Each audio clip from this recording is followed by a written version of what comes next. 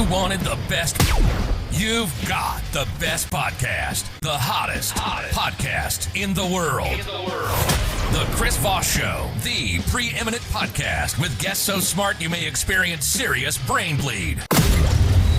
Get ready. Strap yourself in. Keep your hands, arms, and legs inside the vehicle at all times, because you're about to go on a monster education roller coaster with your brain.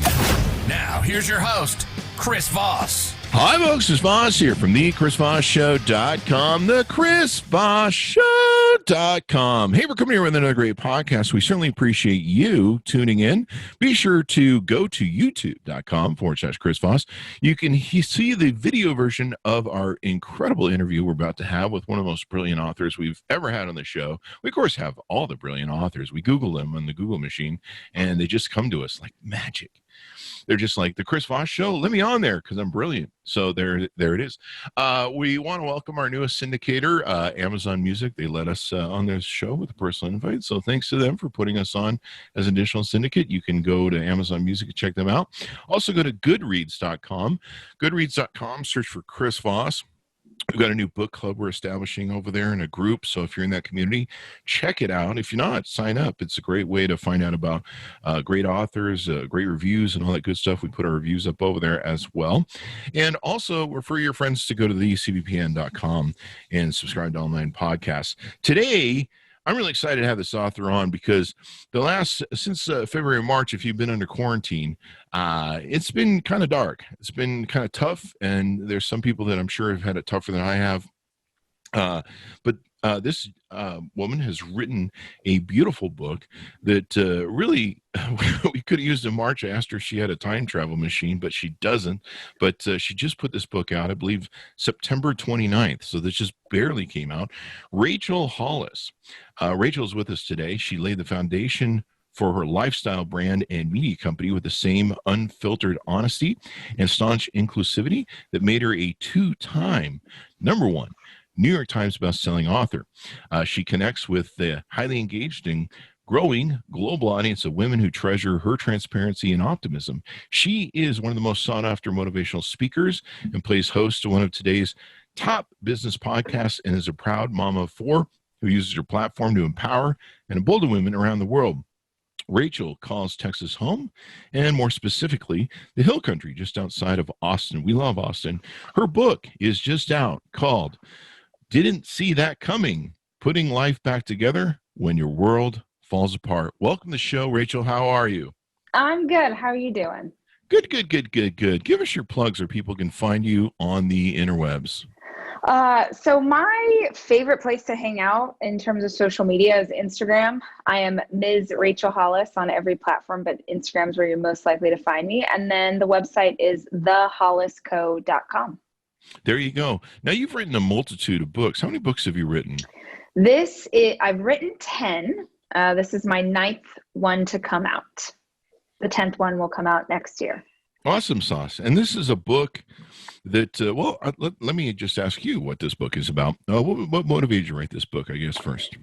So I went into quarantine here in Austin in March. Our whole company, we figured out how to work from home. And those first couple of weeks, I was editing the book that was meant to come out this year. And I tend to write with a lot of humor and irreverence. And as I was editing it, I just thought, this feels so tone deaf. Like, this just feels like the wrong conversation to be having. And I thought, if I'm going to bring a book out in 2020, I have to be able to speak about what we're going through. And unfortunately, I have a lot of experience with crisis and trauma and grief. And so I felt like not that I had the answers for a global pandemic, because nobody does, but I did have some idea on how you deal with the side effects of what we're going through. And so that's what I started writing, and that is ultimately what came out. And like I say, I could have used this book in March, but of course you were busy writing it. So give us an overview of the book, the kind of the context of it, and then we'll get into it. So the book is broken up into 3 parts. It's what to do today, what to do tomorrow, and what to do forever. And I start off the book by saying it's very possible that you're not at a place yet where you can read this. And it was important for me to say that because I know in my own journey of grief, like when I lost my older brother, when I've gone through really hard things, there are times you're like, you are not ready for anybody to give you advice. In fact, if someone tries to give you advice, you're going to come out swinging. So I wanted to make sure that people understood that you shouldn't read this one unless you've processed the way that you're feeling and you want some tools to move forward. So that's how it's split up. What can you do right now? What can you do next? And what are some habits you should establish forever? And quarantine was weird. I mean, it was a shock to everybody. It was I like many people who do events and travel and do things, speak, et cetera, like I'm sure you do, just saw a bunch of pile of money just go up in smoke. And, yep. And as I just watching event after event, a Southwest, which is in your city, Austin, yep. That was very painful for me financially, to see that go up in smoke. And it was just head spinning. And fortunately, I lived through the 2008 crisis. It wiped out an empire of businesses that I owned for 20 years. And I had to reinvent myself. And so I kind of had the toolbox to go from. But the weird grief was there because most people weren't ever quarantined. I mean, I was sleeping 4 hours at a time, having these, I think everyone was having these weird dreams. Yeah. And I'm sure you were probably going through the same thing at the time and decided to write about it. Yeah. And I think what's so interesting that you touched on, because I talk about this too, I had an event planning company, a high-end event planning company in 2008. And if you're curious who wants to do a high-end event in 2008, the answer is nobody. So like you, having gone through a recession as a business owner before, I knew that we would get through it, but I also knew how much it was going to suck. And I don't think everybody around me had that foresight, that they were worried about, they were anxious, they were worried about different things. And I was like, no, we're going to be fine, but it's going to take us several years and this is going to hurt. And I think you hit the nail on the head. And it's something that I don't know that a lot of people are even talking about as business owners. Not only was it the loss of revenue for us, as the bulk of my revenue as a business owner, 60 employees, comes from live events that we no longer can do. And what does it look like to pivot? And not only what does it look like to lose that revenue that you were planning on, but what does it look like to sort of hemorrhage what you did have? Because now you're trying to sort of make everything okay. So it's been a brutal year for so many people. And I think it's really important. Kick something. I think it's really important for us to be honest about what's hard and how it's hard, because we are not the only people who are going through that. Yeah, most definitely. So you talk about fear, grief, loss, and betrayal. And the thing I like about your book is this is going to be a book for a lot of different ages. I mean, even after the quarantine, there'll probably be other crises, but this is something that someone can use as a toolbox if, any loss, a death of a family member, et cetera, et cetera. Is that correct? Yeah, that was my hope. I mean, I definitely was writing about the time period we were living in, but I tried to write in a way that was evergreen. My hope was that you could pick this up 4 years from now if you lost your job, or if you lost someone you love, or you're just going through something really hard, and it would still be relevant then, just as it is now. Mm-hmm. I'm trying to show a picture of your book here, but my iPad won't work with me. So you fill it with humor, honesty, and intimate life stories, I guess. Give us an idea of how the book starts out, how you get into it, and people can get a feel for how it can help them. So I tend to write through stories from my own life. I try and use them as sort of parables, for lack of a better word. I tend to almost write in an essay style. So I'm sharing an experience that I've gone through, whether that's the loss of my brother, or navigating problems in my business, breakup, my life as a mom, like all sorts of different things, because I think that those are relatable to readers, no matter who you are, where you are in the world. And then I'm only ever telling readers what worked for me. And it doesn't for 1 second presuppose that what worked for me will work for you. But my hope is always that even if what worked for me doesn't apply to you, that by me talking about it, by me explaining how I got to that solution, maybe it will encourage you to go on your own journey to figure out what your solution is. Yeah. And processing this has been really hard. I mean, it's just been really hard because you're like, Absolutely. Are we ever going to come through this? Even most recently when they said, it might not be till next summer before everyone gets a vaccine. Mm-hmm. And for me, it's been challenging. I've had 2 sisters in care centers. So we've been living with just the terror because we've seen what happens at these care centers of people going in. And then I don't know if you talk about this in your book, but what's hard to process is the insanity of some of these people that don't care about anyone else but themselves. And they're like, we're not wearing masks and we're just going to do whatever we want. And you're like, the mask really isn't so much to protect you as it is to, protect the rest of us. It's an insane point for us to be at, especially as Americans, where it used to be Americans were like, yeah, we're all going to bind together and we're going to go kick some butt. And just the selfish nature of it was extraordinary. And so to see that, and then, we have doctors on the show, people have written books that are doctors, and they're talking about their waiting room experience and they're just like, I can't even imagine being a doctor where you're just like, yeah, we just, had to give services to like 10 people a day and code them and you people won't wear masks. Like, do you have any idea what you're doing to us? So it was kind of interesting. What are some different toolbox things that people can use to improve right now, or get thinking maybe in some different ways of their paradigms? Yeah, I think that what many people struggle with is this idea that the future is so uncertain, and it's the headline that we've heard a million times, and an unknown future and an uncertain future. And I think that's so fascinating because the future has always been unknown, always. The difference now is that you're aware of it. That's what scares people. That for the first time, maybe in their lives, they realize that they don't have control over the outcome. But the good news is that you are still in control of what you have always been in control of, which is yourself. And I would say when you see other people making choices or doing things and you get angry and you get sad and we sort of lose our faith in humanity or whatever that looks like for you, it just has to keep coming back to like, how can I control my attitude? How can I control my effort here? What can I do to make a difference? Because you can't control strangers, you can't control media, you can't control what's happening in the world, but you can certainly use, whether it's the platform that you have, Chris, whether it's, people who are listening, whatever you have, whatever ability you have to affect the world around you, you can use it to make the change, to be the person that you wish you saw in others.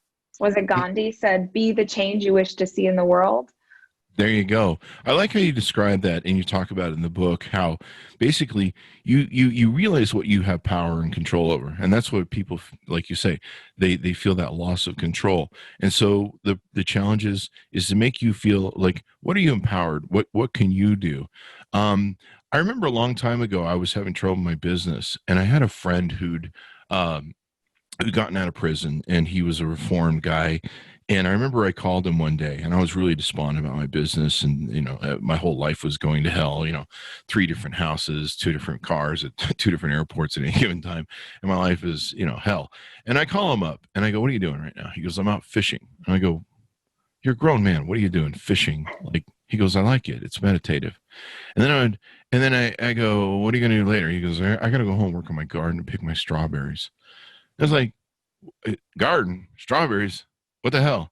And then talking to him, I realized he was very much at peace with his life. He liked his simple little things. He loved them because he'd been in prison for a while.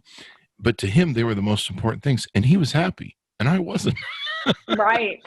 And it made me realize that maybe I need to focus on something other than, what I can control and what really makes me happy. One of the things you start out with in your book is identifying the new you. And I imagine you talk about that a little bit, where you get into some of the trauma you're living with and what trauma might be. Give us a little expansion on what that means. So what is really interesting is people are describing the hardships to me that they're going through. And what I feel like I'm seeing is people are having identity crisis, but they don't understand that that's what's going on. So anytime that we go through something that's life-changing, and as a global society, we've gone through something that's life-changing this year, it adjusts who we are. But oftentimes we're trying to live in a new world with the mindset of who we were before. And that's where the tension comes from. And so there's a whole chapter in the book that digs into the different kinds of identity shifts we have as people. How do they affect us? How do they show up in our lives? I really believe that if we can get to the core of why we do what we do as individuals, like if we can understand, why am I triggered in this way? Why did that make me so angry? Why did that give me anxiety? Like if you can understand the why, then I feel like you can find a solution to anything. But if you don't know what's setting you off, if you don't know why you're struggling with something, you're never going to find the tools that you need to get around it. And I love that concept, identity, because when I went through it in 2008, I was losing companies we built for 20 years. We lost a little empire. And, one by one, you would reason with yourself. You'd be like, well, as long as we can keep these two companies, I'll be fine. Oh, well, as long as we keep that company, we'll be fine. As long as I can keep that property, that'll be fine. And stuff just keeps disappearing because you're going through that. And I had to find a new identity. I had to find a new me. One of the things that helped me with the quarantine was not only that toolbox of recovery and creating a new person back in 2008, but I had a very good friend who's brilliant, and he wrote on Facebook something, and I was in like a 3-day depression. I was just like, oh my God, 2008 again. And he wrote something very simple. He wrote, there's two things you do right now. One, be a lifter. If you can't be a lifter, go find a lifter. And I sat down and I said, what do I have to be a lifter? Because I can't go around finding lifters. I'll lose it. So it helped me be creative and going, and I'm like, okay, so what assets do I have? I have a podcast. Okay, so what can I do? I can be a lifter through that podcast. And I started going on air and kind of unpacking my toolbox and giving people different things that, okay, I went through this in 2008. Here's some different ideas of what you can do now and some different ways to survive this. I don't know that I was great at it, but I did what I could do. And then we rejiggered the whole show eventually to where it used to be just CEOs and business people we had on the show. Now we have everybody on. So we have people like yourself and different people that can inspire people, get people thinking and maybe managing their life and everything else. One thing that's interesting when you talk about identity is a lot of people right now are probably suffering, especially in marriages. Like there's going to be a huge divorce thing after this, from what I understand from all my friends' wives.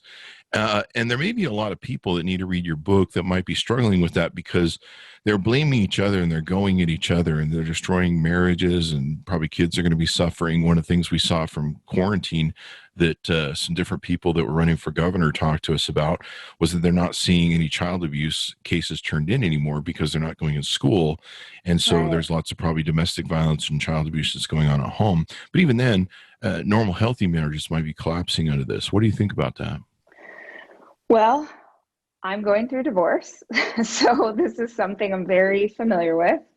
And I think that one of the things that has happened inside of the world that we're living in 2020 is that people were forced to slow down. You were forced to slow down. You removed a lot of distractions. And so I think we are seeing things like we're having a mirror held up in front of our face in a lot of ways. And that can be really painful. And it can also be really necessary to sort of see the truth and see what's there. And I think I was driving the other day and I heard on the radio that divorce is up 37% inside of the world that we're living in. And I believe it because, if it's lives that were anything like mine, and I touch on this a little bit in the book, that I was going 100 miles an hour I was being a mama of 4 and leading this company and doing this work and writing these books. And so I tend to focus on the parts that really worked. And there are parts of my relationship with him that really worked. We were best friends, and we are such good parents together. We're such a strong family. But then there were parts that were very unhealthy. And when you remove the distraction and when you remove the 100 miles an hour, then you are forced to look at what that is. And this is one of the most intense grief periods of my life, because I'm grieving the loss of what was. But I do think that as humans, one of our greatest abilities is the ability to hold grief and joy, the ability to go through something hard and also see what was good about it. And, we were together 18 years, and I don't consider that a failure. I think our marriage was a massive success. But it looks different now. And a lot of people's lives look different as they move forward this year. And what comes next is entirely up to us, up to you, up to listeners, and the way that we choose to view the situation. Yeah. I think it's important if people, have good marriages, they don't blame each other in identity. But yeah, a lot of people, it is a wilderness of mirrors. It makes you sit down just like 2008 did and go, who am I? What am I about? What is my identity? What do I value? Right. To me, the very basic things came back into play. I mean, I like you, I'm doing all my stuff. And to me, there's 2 things that are important to me right now. 1, making sure my mother survives this. 2, making sure my sister in a care center. My other sister passed recently, fortunately not of coronavirus. She had seizures and different issues. But so for a while there was making sure the 2 of them didn't get it. But there's not a lot of control we have over the care centers other than, just leaning on them and influence. It's still just a gamble, but we've been fortunate, knock on wood, at this point. And that's really what became important to me was my mom and my sister and kind of family, I guess, if you will. And so I think a lot of people, like you say, are going to sit down and go, what's my value and who's in my life and is this important? Does this work anymore? That wilderness of mirrors just starts turning back at you and you're like, wow. And I think a lot of people are going to see broken elements of their life, like their job, their personal relationships, maybe how they're interacting with their kids. They're probably going to see a whole lot more value interacting with their kids, although there's some parents that might be losing their minds with their kids being home from school. What I like is you talk in the book about getting back to basics of what's important to you, what matters. The sun's still going to rise.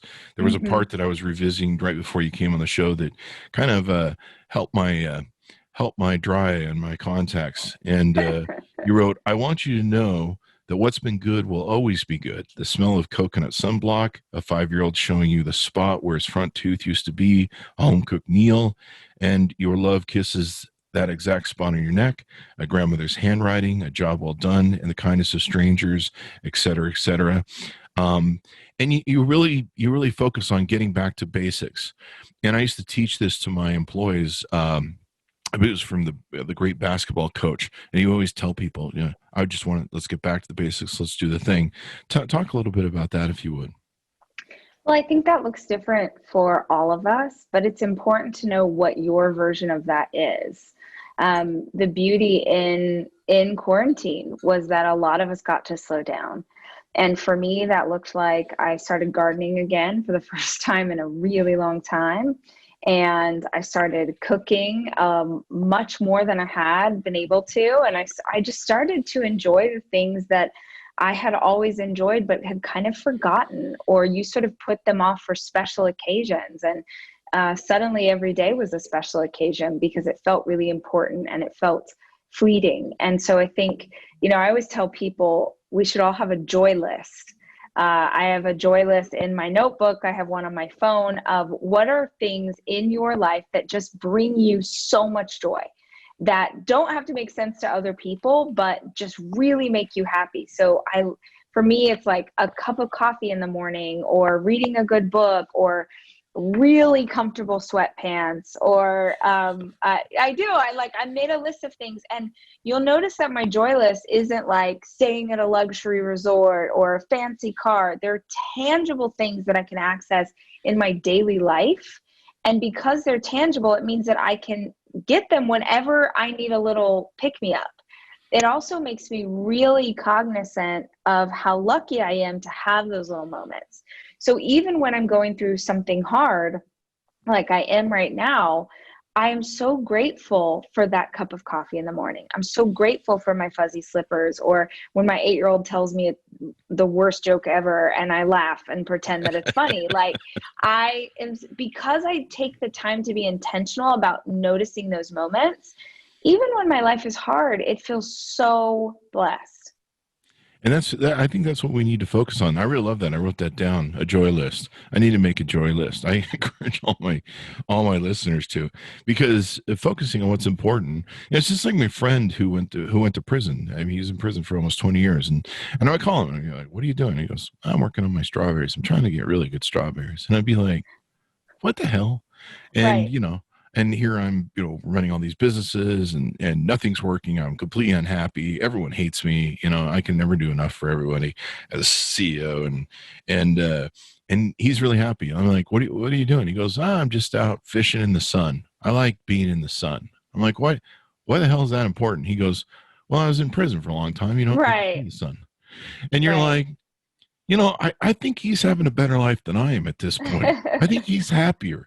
And, over the years, I've always studied these self-motivational people who are like, find happier. I remember seeing Anthony Robbins in 1989 when he was just starting out.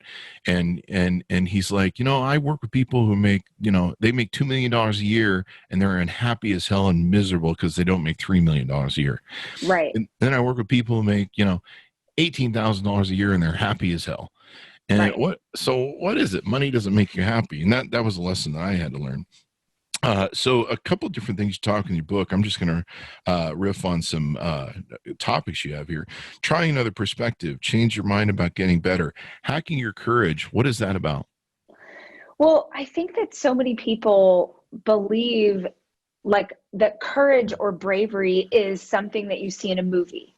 So we see superheroes and warriors and all of these people doing brave things. And we forget that for some of us, the bravest thing we will do is get out of bed today. For some of us, the bravest thing we do is stand back up and try again. And so it's a reminder. I mean, there's an entire chapter on fear and courage and what does it look like to show up when you're scared? And what does it look like to find something greater than yourself, find something greater than your fear to propel you forward? Because you as a listener right now, you absolutely have done things that are brave and courageous. Oftentimes we just don't give ourselves credit for them. So it's about looking to our past and seeing those moments in our life. Oh, wow, I do show up when it's necessary. When my back's against the wall, I find a way and I keep persevering and I'm still here. And so by giving yourself credit for things you've done in the past, it really does give you courage in the future. Yeah. And the thing that really helped me with courage was being honest. And I've learned a long time ago with having a huge audience and social media, talking about things, there's some times where I've shared stuff that I really didn't know about sharing. But when I shared, I found there was this well of humanity that also experienced the same thing. And sometimes what I shared is sometimes bleeding out on social media, my pain or my struggle or different things I was going through with death, et cetera, et cetera. People are going through the same thing. And in some cases, me talking about it and bleeding out online actually helped them. There was a bunch of people that wrote me and said, I didn't realize that I had had closure with my father's death. And when you talked about it, I saw what you were going through and realized that I hadn't dealt with it. I think there's two people that wrote me over the years on Twitter and said I was going to commit suicide today. And what you put out saved my life. And I want you to know that. And you're like, I had no idea. I was suffering. But so what I was doing was calling up my friends, and we would, anytime I felt really depressed, I'd call my friends and we'd be honest with each other. I'd be like, how you doing, man? I'm really struggling, man. And we talk about it. We'd be really honest about how we were feeling and what was going on. And by the time we got done, we, realizing that we were all in the same boat together. I don't know. What's the old thing? Miserable. Misery loves company. But we kind of lift each other up because we realize, hey, okay, so my friend's going through it. We're going to be okay. He says we're going to be okay. We're all just going to, get through the thing together and stuff. And one thing I want to go back to on identity that I'll ask you about, one of the things that people build is well, this nice Corvette's my identity. This nice house is my identity. Traveling to Europe every year is my identity because that's what I do. And what a lot of people don't have to understand is they're going to have to lose a lot of this stuff. And for me, what it came down to 2018 was I realized that I still had the thing that built and all those companies and did all those things. Fortunately, I was always the guy, and I could rebuild it all. I still had me. I still had the creator, me, and I was the power. And that's what it taught me. That all this other crap wasn't the power. It wasn't all the money and cars and houses and stuff. It was me. And as long as I still had that tool, I could be successful. I don't know if you want to expand on that a little bit. Yeah. I mean, I think that people do this all the time. It's we build our identity around things. And really that's more ego than it is identity. And if that's removed, then suddenly, and I think people are experiencing this right now in big ways, like they've lost jobs, they've lost their company, they've lost, a relationship, they've lost something this year. And they think that with that loss went the identity. And there's an entire chapter on this in the book that you are the only one who decides who you are. You are the only one who gets to say, this is who I am and this is how I show up in the world. But you have to understand that the world will try and give you a label. It will try and say, this is who we believe you to be.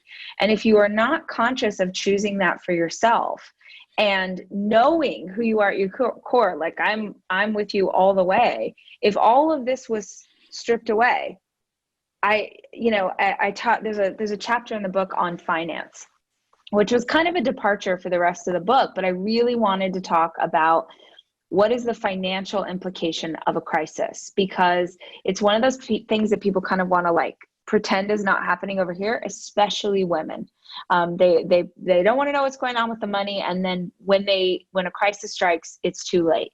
And what I write in that chapter was, I was like, if this was all stripped away today, if everything was taken from me, you'd find me working at the grocery store and the Starbucks, and you'd find me working 3 jobs or whatever I needed to do to make sure that my family was okay. And I'd still be me. Like, you could take away the social following and the success with the books and any of this, and I'm still going to be Rachel. That's who I am at my core. And it wouldn't bother me for a second to go back to working 3 jobs. I've done that before because I have utter confidence in my ability to rebuild my life because I know who I am. That's not something you can take. You could take away the rest of it, but you can't take away who I am at my core. That's really beautiful. And I think that's maybe what a lot of people need to focus on and ask with the toolbox in your book is, who am I and what am I? And that's basically what I had to do in 2008. I had to go, okay, Chris Voss is in all this stuff, but who is Chris Voss? And asking those questions. I like this chapter, Choose Joy When Life Sucks. If you want to talk about that. Yeah. That's basically my motto. I get a lot of flack from people on social media because of how positive I am. And I think that people believe that it's an act or that they think that it's fake to be so positive all the time. But where that comes from is a lifetime of really hard things.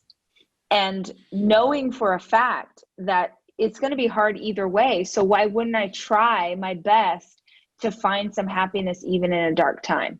So I really believe that we should strive to reach for joy. And I don't mean immediately. I don't mean when you're reeling. I don't mean that you pretend that you don't hurt or that you're not feeling these things.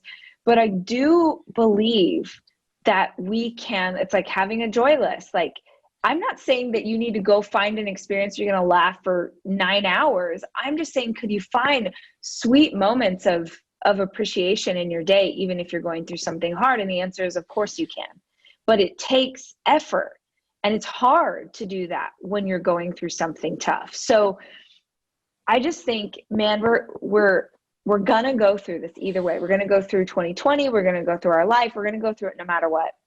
So we may as well try and go through it with some levity, with something uplifting, with some light in our lives. And for some of us, we're going to have to create that in ourselves. And you're right. You talk about in the book, we can't change a lot of these things. We can't change coronavirus. We can't change government testing. We can argue about it on social media all day long, which is what I do. But yeah, I had to sit down and decide, okay, I've always been a leader. People have always followed me. I've always had an audience. I've always had a big mouth from being a CEO in my life since 18. This is what I do. So my job is to go be a leader. And I kind of had to fake it till I made it because I was struggling. But I realized that unless I gave myself something to do, I would just wallow in that struggle. And so using a tool book like what you've talked about in the book, or what I did where I said, hey, I'm going to go be creative. I'm going to go try and do some new things. I'm going to try and use my toolbox from 2018 that I went through of suffrage to help people. So I started talking to people about how I built my first businesses, how I built them with some money. My first biggest business, I had gotten a 2-month it was like basically my boss, I'd gone to him and said, look, I'm just going to start this business at night. And he knew I was an entrepreneur of his company and I was really entrepreneuristic. And he goes, look, I'm going to give you 2 months of pay and I want you to go try your stupid little business. He goes, but here's the deal. If it doesn't succeed after 2 months, you have to come back and you're working for me for the rest of your life. I don't care. I own you. He meant it in a nice way. I think he was crazy, but he goes, I'm giving you 2 months of pay to go get this out of your system and you go do it. He goes, but if you're successful at it, we use companies like the one you're trying to start. So maybe you can give me a good deal on some business and stuff. And so he did. He gave me 2 months of pay. And for 2 months, I went and rocked the business and created one of our first hugely multi-million-dollar successful businesses. And so I was telling people during this time, I was giving that toolbox. And I'm like, look, you're probably getting some money for, your employer to do some stuff, or maybe you're getting some unemployment money. Don't sit and watch TV. Don't sit and eat crackers in front of Netflix and stuff. Get to work. This is a great time to start a new business, and especially when you've got some backup funding like I had in the beginning. And so that's really important. You talk about reimagining your future. I think this is really good because goal setting, helps you see the future and gives you something to work forward to. Yeah. So goal setting is something that's really important to me. I really believe that we find purpose in progress. And if you want to have progress in something, you've got to set a goal for yourself, either personally or professionally. And it doesn't matter what it is. I just think it's incredibly powerful that you do have something that you're working toward. So if you are working toward, paying off some debt, or you're working toward getting a raise, or you're working toward making the best banana cake the world has ever known, there's power in moving toward something. And so as you begin to rebuild and as you begin to look at the future and what comes next, challenging yourself to just set a small goal that you can move in the direction of is really, really powerful. Yeah. I like your other thing that you have, another tip, show up. What is that about? I get pretty fired up about,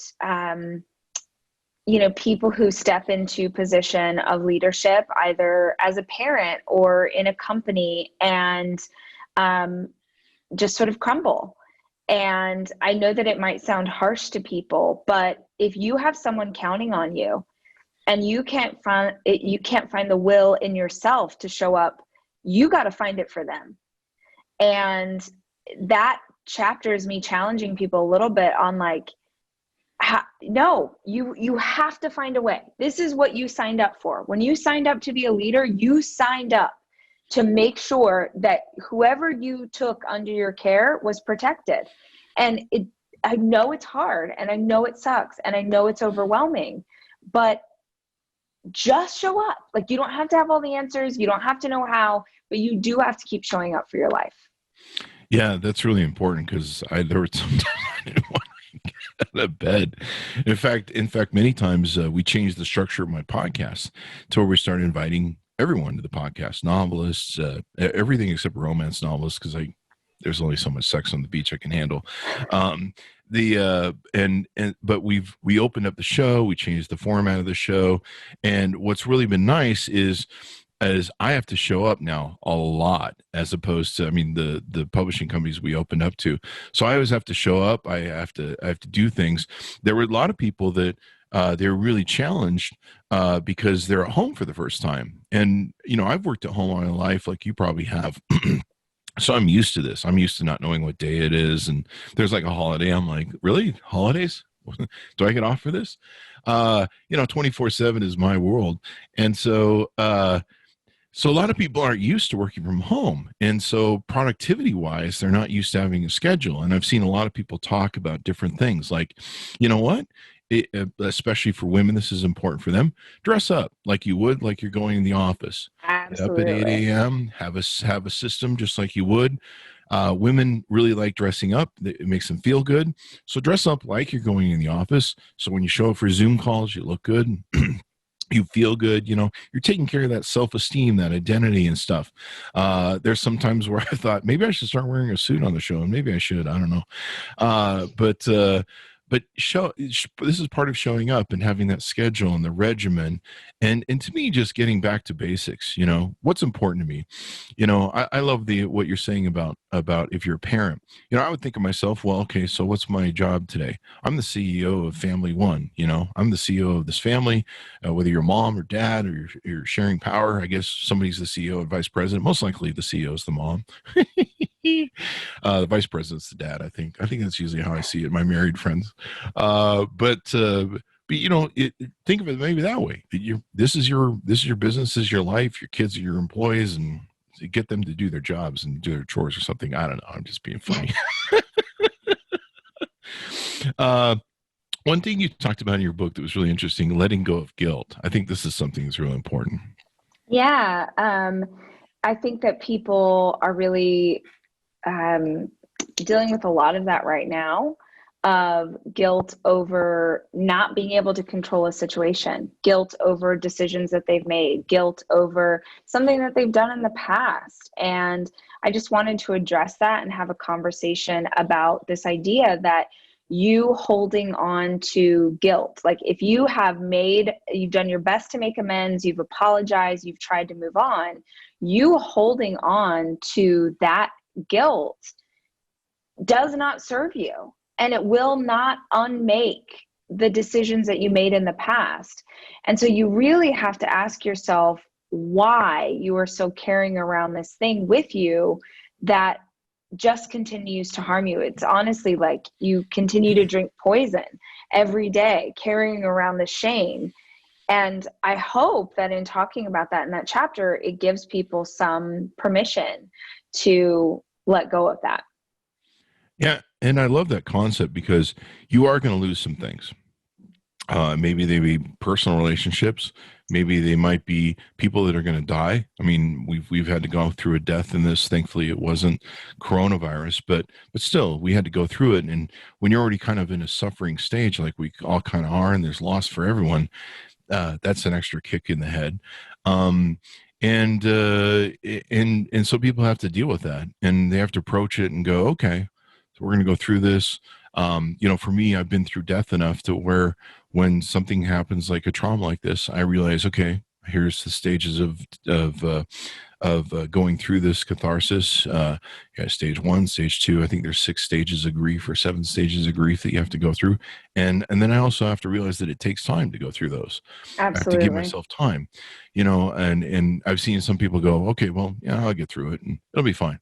And you're like, no, man, it's really better if you just kind of embrace this, realize you're going through it, because otherwise you end up being really crappy to other people. And I think some people, this is a bad opportunity to be crappy to other people. I might have been guilty of some of that in the last 6 months because everyone's struggling. But I think if we all realize we're going through that, then there we are. I think this is a great book. This is a beautiful book. It should be, you should get the government to buy it and just issue it to everybody along with I'll the work vaccine. on that. There you I'll go. work on that. Anything more we need to know about your book, Rachel, before we go No, on? I mean, I thank you so much. We've really gone into detail, and I think I hope that if someone heard something that sort of resonated with them, that they'll check it out and see if there might be something in it that will be helpful. Thank you for being on the show, Rachel. Yeah, of course. Thank you so much for having me. Pick up the book, guys. It's Didn't See That Coming, Putting Life Back Together When Your World Falls Apart. I would highly, highly, highly recommend you get this book. Just came out on September 29th by Rachel Hollis. Rachel, give us your plugs or people can look at you on the interwebs. And I don't know if you want to plug any of your other books. You have a whole bunch of them looking here on Amazon. All sorts of books. Yeah. So you can check out the website. It's thehollisco.com. And my favorite social platform is Instagram. I'm Ms. Rachel Hollis over there, and all sorts of books. Like I said, this is the 9th book to come out. So I've written in fiction, I've written cookbooks, I've written self-help. You can find all of that anywhere books are sold. Cookbooks. Everyone's doing cooking these days. Even I've been doing more cooking. That's old. Yeah, those are old school for me. Getting back to the basics. Yeah, exactly. All right. Well, thanks, Mountis, for tuning in. Be sure to you can see all the books of all the great authors that have been on the show, including Rachel, and you can just click on them and order them. And this is a great time to do that introspective, as we talked about.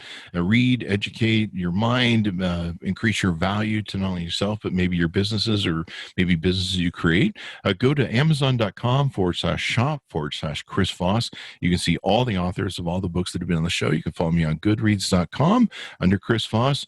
Our newest syndicator, Amazon Music. Check us out over there. But you can, get us on iTunes, Pandora, Spotify, Google Play, all this. There's like a billion syndicators you can find on thecvpn.com, an online podcast. And wow, I think that's all the plugs we have.